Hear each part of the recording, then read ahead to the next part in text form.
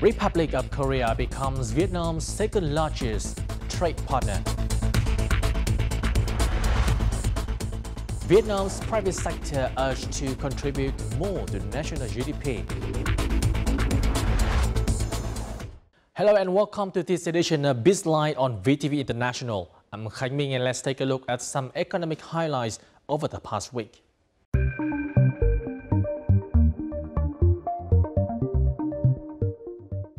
The Republic of Korea has surpassed the United States, the European Union and ASEAN for the first time to become Vietnam's second largest trade partner after China. According to the General Department of Vietnam Customs, in the first half of this year, trade value between Vietnam and the Republic of Korea reached $29.12 billion, accounting for 14.7% of the total national trade value. Some $15 billion of the $22.5 billion import value from the Republic of Korea to Vietnam was spent to import machinery, equipment and spare parts, computers and electronic products. On August 2nd, the U.S. Department of Agriculture, or USDA, started checking the quality of all catfish shipments from Vietnam 1 month earlier than scheduled. Now, before being sold in the U.S. market, Vietnamese catfish must go through I-houses, which are warehouses chosen by USDA, where quality and safety checks are performed. The earlier imposition of quality checks over Vietnamese catfish was said to have been pushed by the catfish production industry in the United States. The U.S. Farm Bill also recommends the USDA spend only 6 months evaluating catfish production standards in exporting countries to the U.S. to check if those standards are equal to what is being applied in the U.S. An additional 23,000 new enterprises were established in Ho Chi Minh City in the first 7 months of the year, with a combined registered capital of $13 billion. Although the number of newly established enterprises only increased 12.2% over the same period last year, the registered capital increased 69.1%, according to the Ho Chi Minh City's Department of Planning and Investment. In addition, over 33,000 businesses registered to change the nature of their businesses in the period. In total, newly registered and supplemented capital of the enterprises in the city in the past 7 months reached $20 billion, up 57.8% over the same period of last year. Prime Minister Nguyễn Phúc recently signed a decision on the establishment of Thái Bình Economic Zone in the northern province of Thái Bình. Now, Thái Bình Economic Zone will be a 30-hectare coastal economic zone aimed at maximizing the advantages of its location, labor, goods and services with neighboring areas, narrowing the gap between the province and other parts of the country. The project will combine agricultural and aquaculture development. The construction will be divided into 3 phases and is scheduled to be completed by 2030. Now, Vietnam welcomed over 1 million foreign tourists in July, which is an increase of 21% compared to the same period of last year. This is the 5th consecutive month that the number of foreign tourists to Vietnam has exceeded 1 million. According to the Vietnam National Administration of Tourism, the increase is attributed to our society's changes toward the tourism sector, as well as good policies of the party in the state. The number of domestic visitors in July reached 46 million. And that was some economic highlights over the past week. In the next part of Bizline, we'll look into the important role of the private sector in the economy and the support of the Vietnamese government to help private businesses develop to their fullest potentials.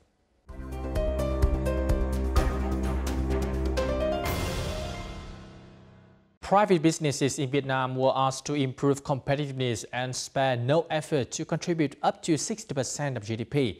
They were also urged to expand their global reach as the private sector is considered a major driver of the economic growth. These messages were said by Prime Minister Nguyễn Phúc at the second Vietnam Private Sector Forum, or VPSF, in Hanoi on Monday. Let's take a look at the dialogue and exchanges between the government officials and businesses in the following. The Vietnam Private Sector Forum, or VPSF, is initiated by the Mekong Business Initiative, sponsored by the Australian government. At the forum this year, Prime Minister Nguyễn Xuân Phúc underlined the important role of the private sector in Vietnam's economic development. The private sector's contribution to the Vietnamese economy is always steady at 39 to 40%, the highest among all sectors. Private enterprises also employ 85% of the labor force. Chìa khóa cho sự tăng trưởng kinh tế của Việt Nam nằm rất nhiều ở khu vực tư nhân. Nguyên tắc chung mà chúng tôi đưa ra là những gì mà tư nhân có thể làm tốt thì nhà nước nên tạo điều kiện cho tư nhân làm. Đây là con đường đúng đắn giúp Việt Nam chuyển dịch cơ cấu kinh tế, khuyến khích tất cả các địa phương chúng ta chủ động, sáng tạo trong phát triển và tương xứng với tiềm năng và vị thế riêng có, một tiềm năng riêng có của tư nhân Việt Nam. Agriculture, tourism, and the digital economy were the three main topics discussed at the forum. Enterprises and government officials had a direct conversation about the hindrances to the development of the private sector and discussed proposals to resolve problems in the three areas. And joining our Bizline program this week is Mr. Phan Vinh Quang, MBI Deputy Director, to give us an overview of the private sector's course for development in the coming time.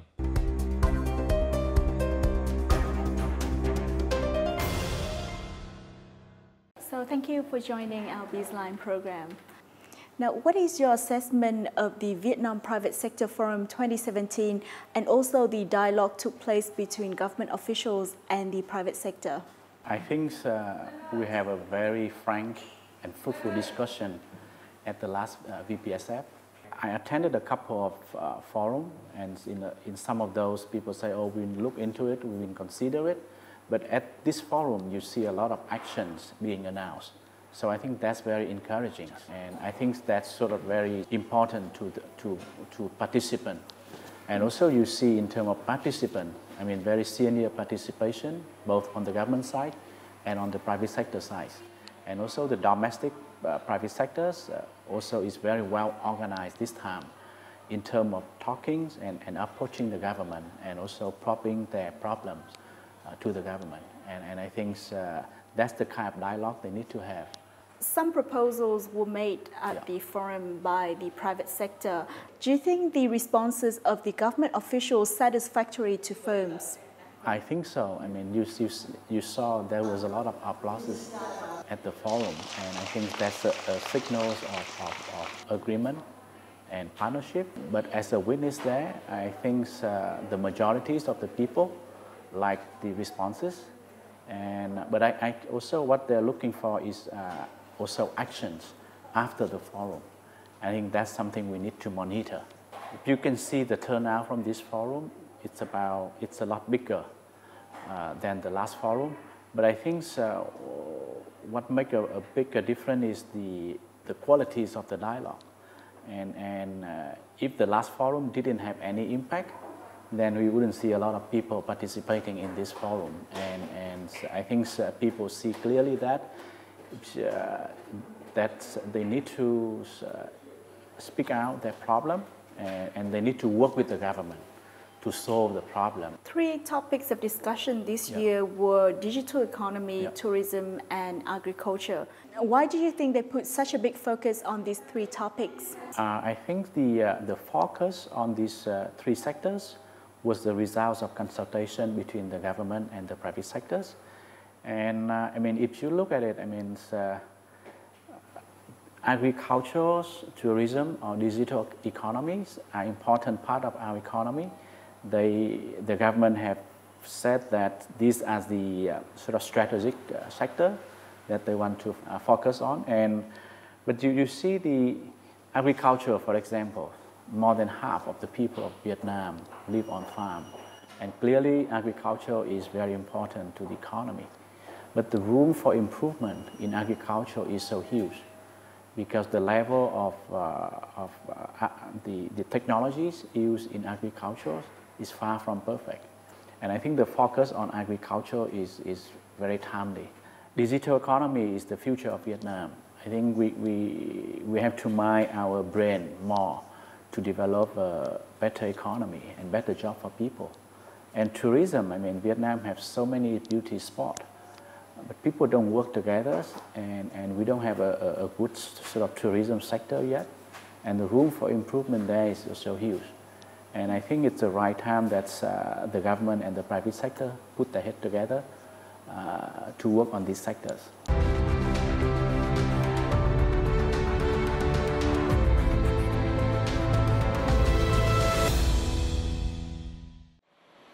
According to this telecom enterprise, in addition to the operation fee of 0.5% of its revenue, the firm also has to pay a public telecommunications fee equivalent to 1.5% of its revenue from own services. This is too high for businesses, since the internet is the basic infrastructure of the digital economy. Nếu như các bạn tưởng tượng người ta chỉ có 5% lợi nhuận trên doanh thu mà đóng đến 2% rồi, sau đó đóng thuế, các loại thuế khác nữa thì còn gì nữa? Thì công ích là theo tính tự nguyện, chứ không phải là bắt buộc. To get funding, many IT projects take 2 to 3 years to prepare an application. This is because the financial support is for the information technology sector, but the disbursement process follows the criteria for the construction sector. At the forum, a Ministry of Information and Communications official said that by 2020, public telecom fees will be cut down from 1.5% to 0.7%. In addition, a new decree relating to public investment in the information technology sector would be considered, he said. Chúng tôi đang tích cực cùng với Văn phòng Chính phủ là triển khai một cái nghị định mới thay thế nghị định 102 về nó giải quyết về mặt cơ bản rất nhiều vấn đề tồn tại trong vấn đề đầu tư các dự án về công nghệ thông tin. Mua sắm của chính phủ là đầu ra thị trường rất quan trọng của mọi sản phẩm và dịch vụ theo đúng như tinh thần của cái luật đấu thầu.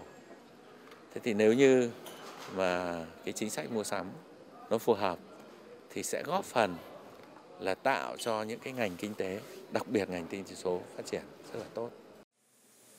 The Deputy Minister said he would speed up the process of completing and promulgating the law on supporting small and medium enterprises in the first half of 2018. At the same time, he encouraged a proposal by the Ho Chi Minh City business community to establish startup funds.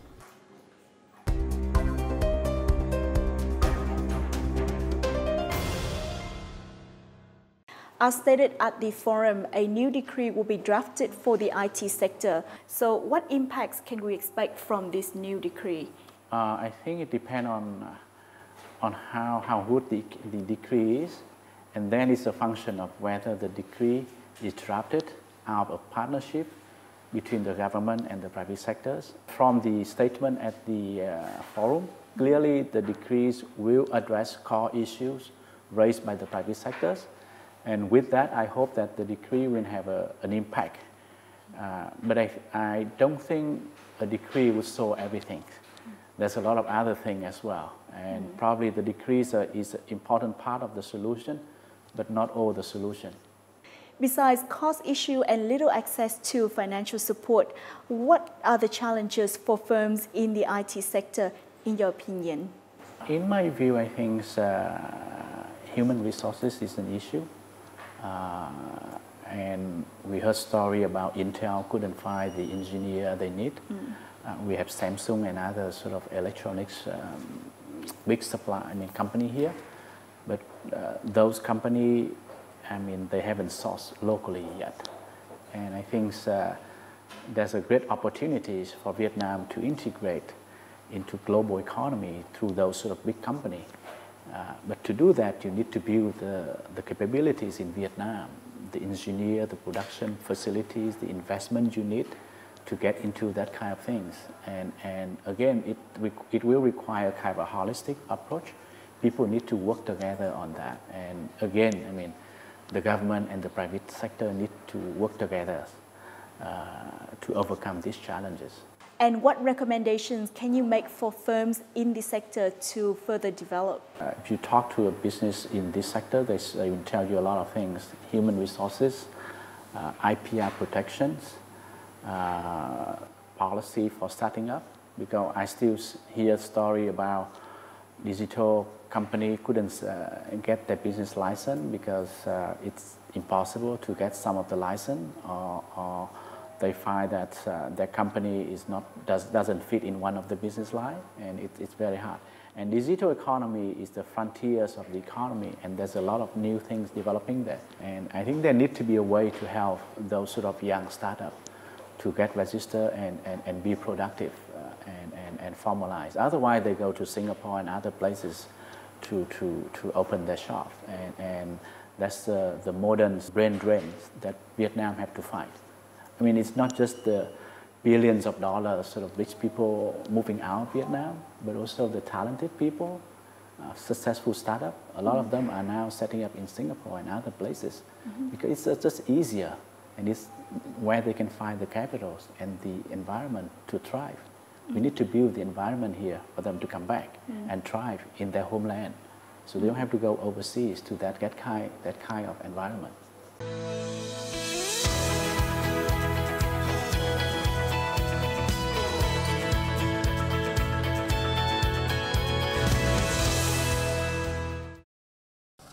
Land issues are currently the biggest challenge for enterprises that want to invest in agriculture.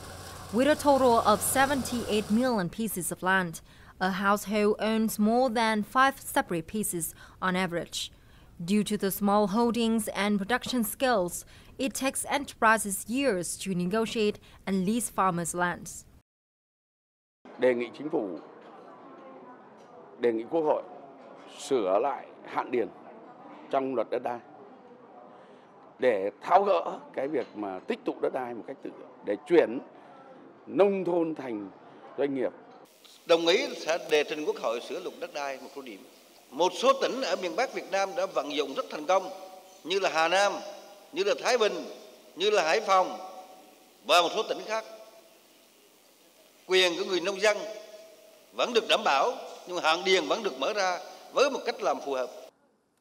At the 2017 VPSF, some companies called for rearranging production based on value chains and reducing tariffs on export and technology imports. Prime Minister Nguyễn Xuân Phúc also urged related agencies and the private sector to change their approach of branding and market research.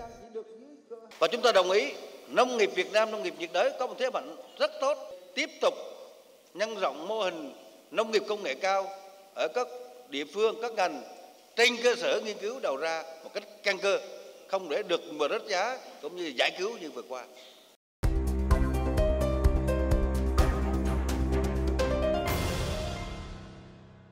Now, last year, Vietnam agricultural sector suffered heavy losses due to irregular weather and impacts from climate change. However, this year, the sector seems to have picked up. Do you think the government played a big role in transforming the sector in 2017?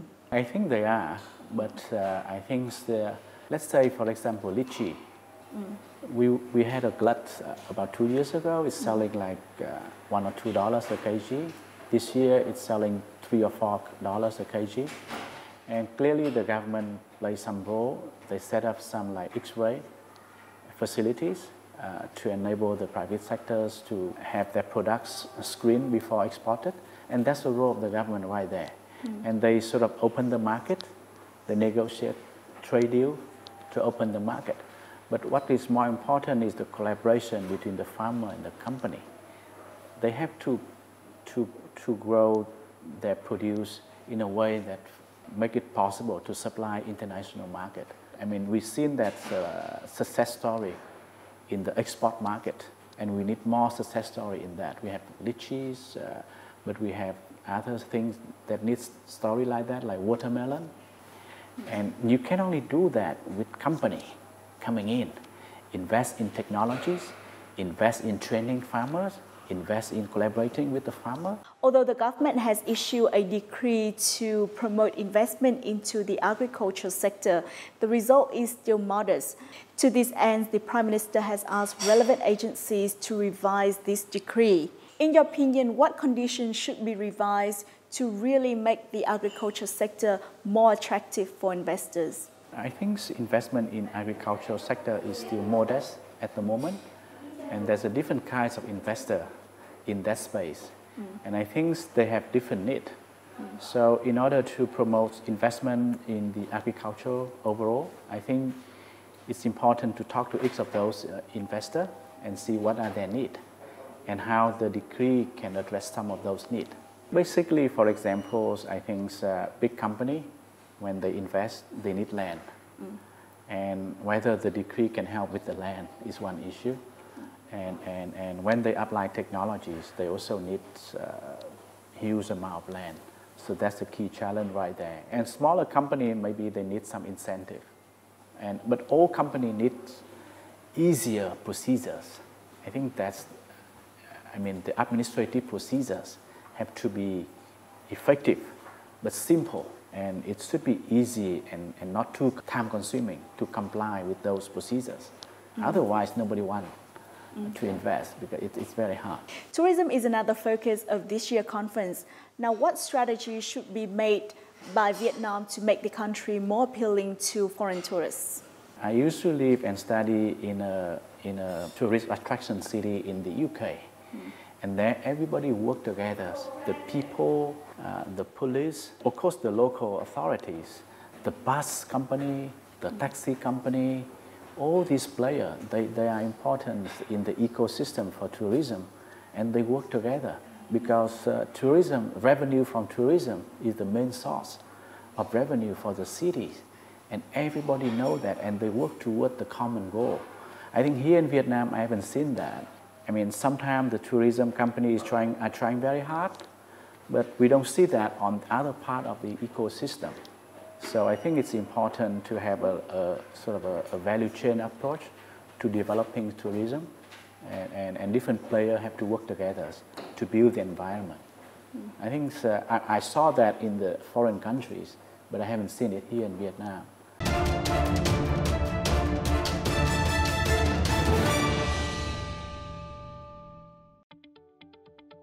Vietnam has set itself a target to promote tourism to basically make it a key economic sector by 2020, which will contribute over 10% of the country's total GDP. To achieve this target, the VPSF this year discussed 3 challenges to develop the tourism sector. The visa exemption policy was among the issues under focus. Vietnam currently ranks 116th out of 136 countries in terms of visa requirements, according to the World Economic Forum. Compared to some other countries in Southeast Asia, Vietnam has a less open visa policy with exemptions only for travelers from 23 countries.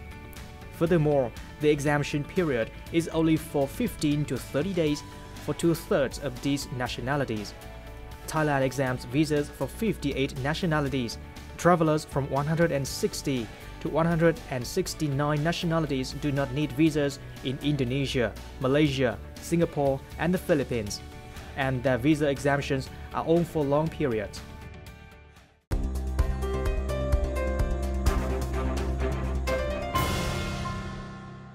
You've mentioned before about the visa exemption policy.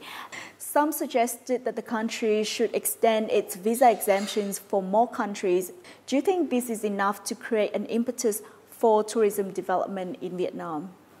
Definitely, I think if you want to grow the sector more, the easiest and the most obvious that have the big impact is to grant sort of visa-free for tourists from rich countries, developed countries, to promote tourism here. If you look at the past performance,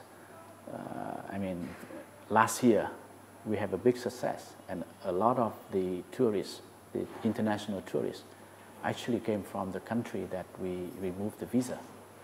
So why not repeat the same success? And why don't you make like a longer term sort of visa-free, not just 15 days and longer. So I think that's the easiest measure that the government can adopt. But again, it's not everything. There need to be better hotels, better staff, better destinations, better attitudes on the part of everybody. At the forum, there was a lot of tourism experts right there, and they already pointed out some of the challenges. The visa is one of them. I think the other is I just mentioned, the people working together to create the environment and the attraction and for the tourists. And that's number two. And I think number three is, I think at the forum, they talk a lot about the challenge of human resources. And I think that's also important. And I mean, tourism is a labor-intensive industry, but jobs in tourism sectors are a lot better paid than in other sectors like, I think like apparel, for example, or footwear. So there need to be more training in the tourism sectors and produce higher qualities, human resources for the sector to grow. This year's conference also released an index showing increasing confidence of the private sector in the business environment. Do you think this is partly due to the actions taken by government after last year's conference? It's possible that the last forum have some impact, but I think the impact actually comes from the government and the party taking action. I think the forum is like the tip of the iceberg, but the actual actions are more important than the forum. If the forum says something and no action was taken, then people wouldn't believe in it. But I think last year, I think there was a lot of new policies and a lot of statement from the government and some action being taken. And I think that's actually reinforced the confidence of the business communities. And that's reflected in the index that we're trying to build. And actually the confidence of businesses expected to increase the next year as well, based on the survey we have from people. In your opinion, what is the cost of development for the private sector in the next few years as a result of business and the government taking actions as well? I think what's important and still missing in Vietnam is a mechanism to produce higher qualities, procedures, and regulation. I think the forum is important, the Chamber of Commerce is important, the VBF, the Vietnam Business Forums is important, but we haven't have a kind of a good procedures or good processes for producing high qualities, laws and regulation. I think we have to move from like problem solving to preventing the problem. You know, sort of prevention is better than cure. We are fixing the problem now. But I think we have to work more on preventing the problem from happening. So I think that's something that Vietnam and both the private sector and the government have to work on. Yeah, thank you so much for joining us. Yeah, my pleasure. Thank you. Yeah.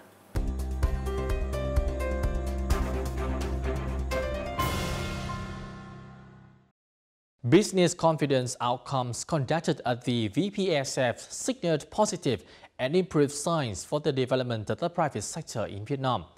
Furthermore, enterprises at the forum were told to throw off the boundlines and sail away from the safe harbor by Prime Minister Nguyễn Xuân Phúc.